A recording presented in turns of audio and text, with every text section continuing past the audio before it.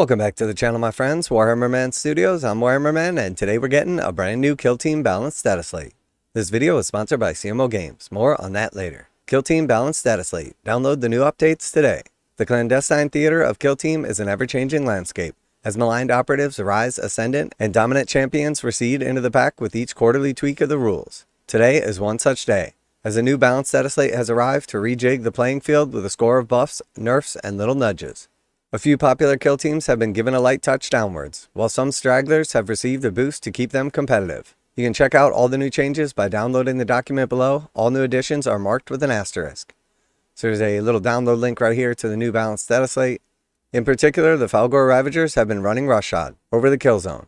To keep them moving aggressively like a horde of chaos-worshipping beastmen should, the reckless determination strategic ploy no longer works on operatives in cover. This means they can't supercharge their defenses in a pinch and have more reason to hurdle across open ground. They have also had some tweaks to combat rules, with several operatives changing the extremely reliable Relentless rule for the still good but slightly less ceaseless, while others are now a fraction more fragile. These tweaks may seem fairly minor, but should serve to keep them in line with the rest of the pack. The previous Balanced Dataslate brought the Necrons of Hierotech Circle a few significant changes to improve their prospects, and results have been promising.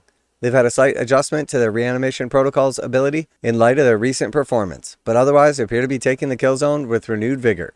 The Space Marine Scout Squad gets its first update since the release of Kill Team Salvation, with a relatively major boost of an extra operative likely to prompt a swift change in their fortunes. Their Hunter and Warrior operatives also get a small boost to their close combat damage, which should help them against marauding Falgors in particular. Several other kill teams have received slight tweaks here and there. Chaos Legionaries are now able to include operatives with any mark of chaos on their roster, though they still abide by historical hatreds when forming a specific kill team. The Hulking Trader Ogryns of the Blooded don't get protection from light cover and smaller allies.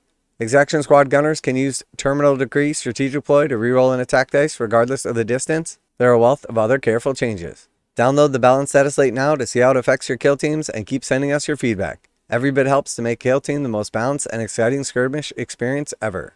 Alright, so here we have the Balanced Dataslate Q2 2024. And it says new updates can be identified by the presence of an asterisk bullet point. And then it shows a little asterisk on there. So not the actual bullet points right here. Those are changes that were already in effect. Only ones that are specifically an asterisk in that space. And because it's already a circle compared to an asterisk, it's not necessarily easy to spot, but if we scroll down here, I'm sure we can find one. So here we see for the MV3 recon drone, that's the asterisk as opposed to the circle. I would have preferred if they did it in like a different color or something like that, so it jumps out at you, because basically the difference between the circle and the asterisk is not a ton to where it's just going to immediately be recognizable. You have to kind of basically like find your own team or search through here with a magnifying glass to see exactly what's changed. And to tell you the truth, I'm not going to go through this like specifically and talk about like individual changes and what I think that's going to change, because honestly, I'm not nearly as interested in Kill Team as I was initially.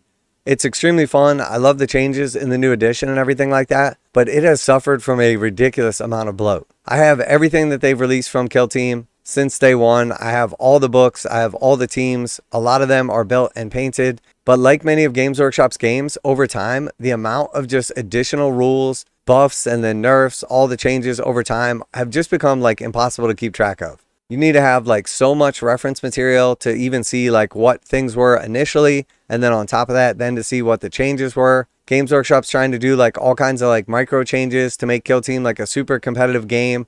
But to tell you the truth, outside of like the actual tournament scene, I found that most people are playing Kill Team for just like a casual, fast skirmish game that they can enjoy with their friends. But we have like a bunch of different landscapes that you can play on with the introduction of like the Beta Decima, the Into the Dark indoor setting, the more traditional Kill Team setting. And realistically, I think part of the problem is Games Workshop is trying to tweak like all these little things, make all these little changes to bring every team in balance. But a lot of these balances are specifically catered to like playing on a new setting like Beta Decima. And when they change something on like a Beta Decima setting, it has unintended side effects in something like Into the Dark or your more like traditional Kill Team setting. And based on like what your TO or what your local shop's actual terrain looks like, it can completely change the way a team works. So for me, I've kind of like put Kill Team to the side until we get a new edition. I really enjoy the actual models. I love the books, the lore, all that good stuff. But like the level of bloat and everything like that is just out of control. I mean, if we look at something like the Hearthkin Salvagers, there's basically like a half a page worth of changes to them. And then you have other teams that like haven't been touched in years. or have very minor changes like you get one extra operative. You have very clear frontrunners in the meta like Felgor Ravagers that Games Workshop just can't quite seem to get right. And then you have compendium teams that have been around for years without any notable changes. And I think realistically, until like every team at least gets a bespoke kill team, constantly updating and like micromanaging individual abilities, giving people one more wound, taking away one ability and giving them another, is just not going to have the effect Games Workshop thinks it will. Now a quick message from today's sponsor. CMO Games has been selling Games Workshop products online for over 20 years. They carry the full line of Games Workshop products, including Warhammer 40,000, Age of Sigmar, Necromunda, Blood Bowl, paint tools, and more. Almost all Games Workshop products are priced at 15% off MSRP. CMO Games takes pre-orders for most Games Workshop products released at their earliest date possible. 12:01 a.m. on Saturday, they go live. Most of these pre-order products are also priced at 15% off MSRP. CMO Games offer free shipping in the US 48 with an order of $50 or more. Their customer service is top-notch and they ship most orders within 24 hours. Visit CMOGames.com using the affiliate link in the description and let them know that you heard about CMO Games from Warhammer Man. Now back to the video.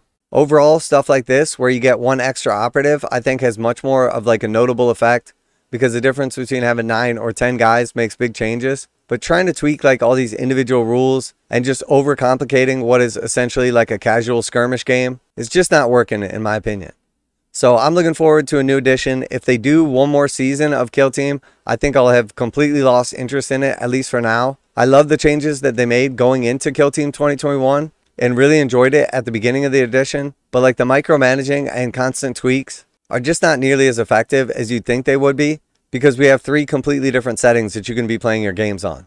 The introduction of Beta Decima was cool. I like the board. I like the terrain.